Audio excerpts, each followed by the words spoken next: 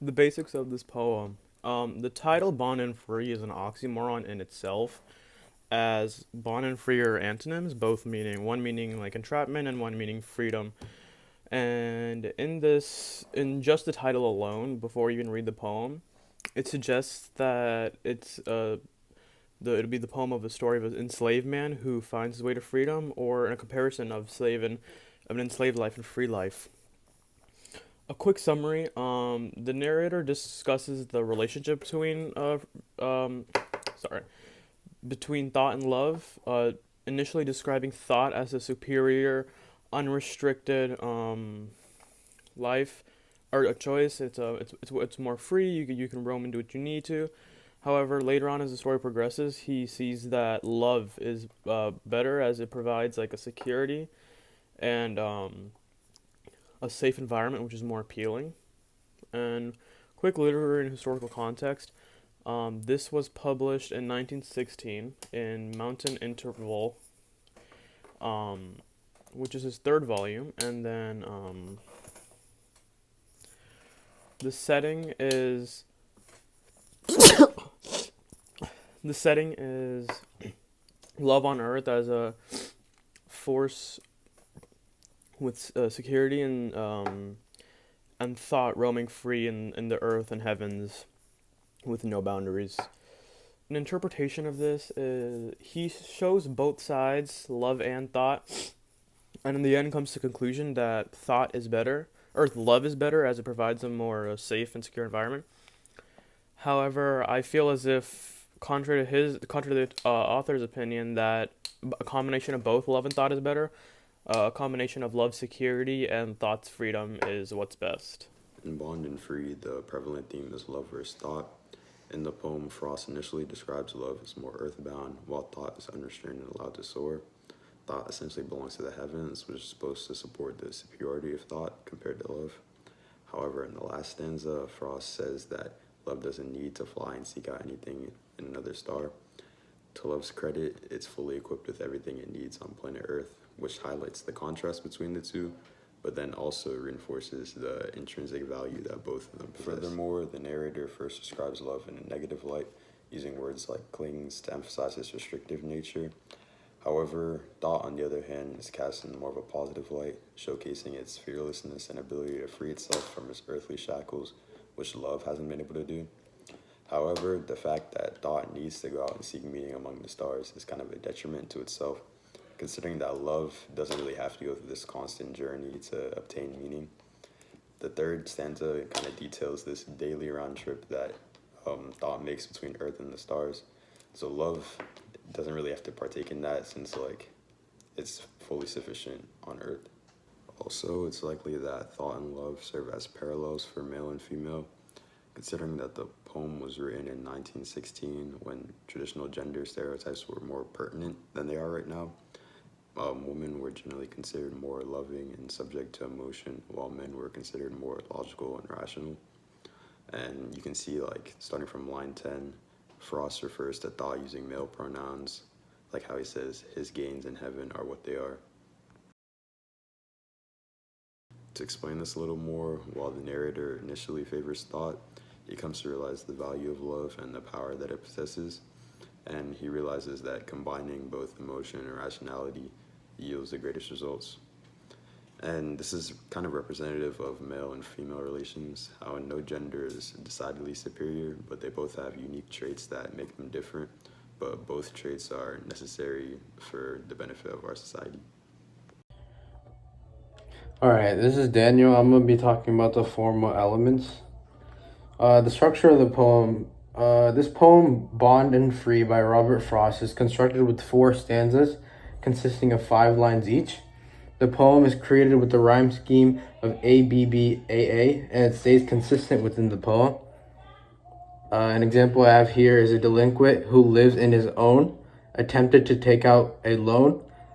And for the BBs, when the banker said no, the man asked, what a great woe, and how is a library fees had been known.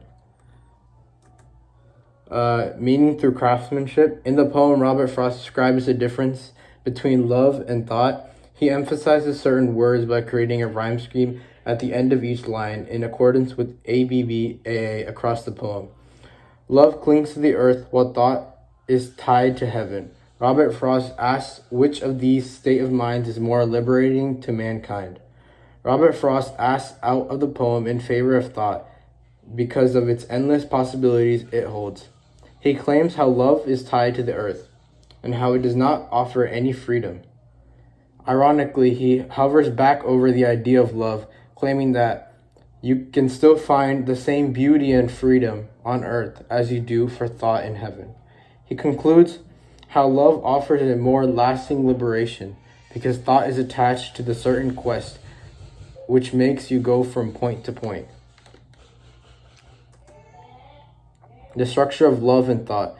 Interestingly enough, Robert Frost assigned the male gender to thought and the female gender to love. This gender assigning relates to traditional gender associations. Typically, women are associated with love and emotion, while men are associated with rationality and thought. This is important in this poem of Bond and Free because he makes a lot of comparisons and contrast between love and thought. I'm going to talk about the poetic devices in Robert Frost's Bond and Free poem. Frost uses personification throughout the poem to describe the features of love and thought. Love is portrayed as a she, while thought is presented as a he. This suggests that there are different characteristics that are presented with the different gender roles. The use of clings, encircling arms, and straining explains the actions and attributes of love, while shaken and sits illustrates the behavior of thought. There are two main allusions in Robert Frost's Bond and Free poem. First of which was thought has a pair of dauntless wings, and the smell of burning on every plume. This alludes to Icarus, the boy who created wax wings to escape his room, which melted when he flew too close to the sun. This suggests that thought may not always be the right choice as it can sometimes lead to downfall. Frost also alludes to the bright Sirius star when he says thought sits in Sirius's disk all night. This proposes that thought has few limitations on where he can travel. Caesura is more common than enjambment throughout the poem as it contemplates the differences between love and thought. In line 2, the complete stop contrasts the feelings of openness and confinement that stem from love. In these lines, there are periods at the ends to indicate finality of choosing freedom and captivity, or thought over love.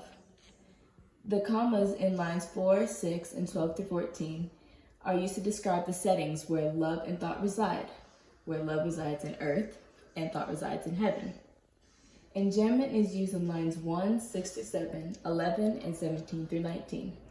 And the continuation of sentences over multiple lines represents the remnants left by love and thought. Alliteration and consonants are used multiple times throughout the poem. In line 3, the W sound is emphasized, shows the trapped nature of love. In line 6, there's examples of nature that love embraces, and also with the L alliteration in line 7. In lines 17 through 19, the S sound also demonstrates the positive of love despite the negatives. Assonance in stanza 3 uses the I and A sounds to show destruction that thought could lead to, and contrast the beginning of the poem that seems to favor thought. Lastly, imagery or symbolism are also used in the Robert Frost Bond and Free poem. In line 6, the quote, "on snow and sand and turf," describes the variety of the land that love is in. In line 10, it shows the freedom of thought when he says that thought has shaken his ankles free. Line 14, which is also an allusion, is the quote that says, "smell of burning on every plume." The symbolism in this poem is one with love and earth. These show confinement, but also show consistency, while thought and heaven are symbols of freedom and determination. And this is the source I